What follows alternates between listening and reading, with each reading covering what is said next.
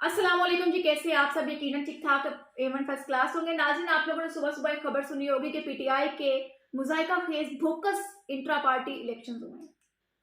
आज पाकिस्तान की तारीख की सबसे मुनफरिद इंट्रा पार्टी इलेक्शन हुए, जिसमें आधे घंटे के अंदर अंदर पार्टी वर्कर्स की गैर मौजूदगी में और जमहूरी तकाजों की धज्जियां उड़ाते हुए पीपीपी के जियाला और साल 2021 में पीटीआई ज्वाइन करने वाले एक वकील, जिसे पार्टी में कोई नहीं जानता सिवाय बुशरा पिंकी के, उसके इशारे पर एक सियासी जमात का चेयरमैन बना दिया जाता है। ये एक परेशान कुन बात है, क्योंकि पीटीआई जो अपने आप को एक सियासी जमात कहती है, कैसे इलेक्शन कमीशन की वाज़िया करदा असूलों को नजरअंदाज करते हुए एक बोकस इलेक्शन करके, जिसका पता पार्टी के बानी लीडर्स को भी नहीं चला, और एक प्रॉक्सी को पार्टी चेयरमैन बना सकती है।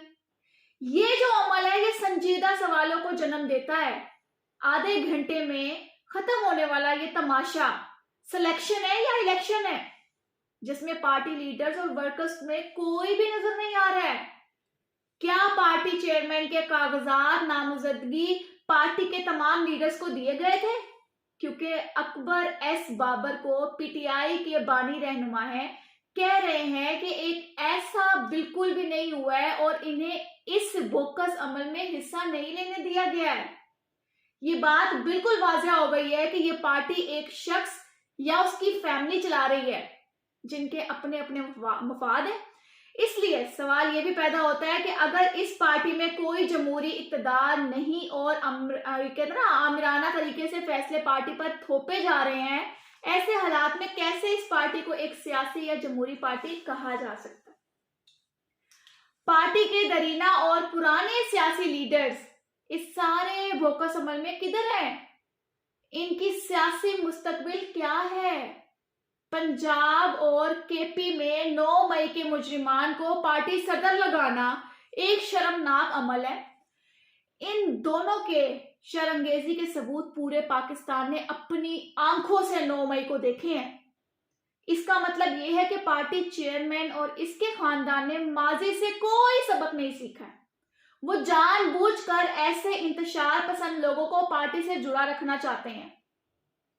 गोहर प्रॉक्सी, जो कि एतजाज एहसन पीपी का कारकुन है, अब पीटीआई के फैसले करेगा।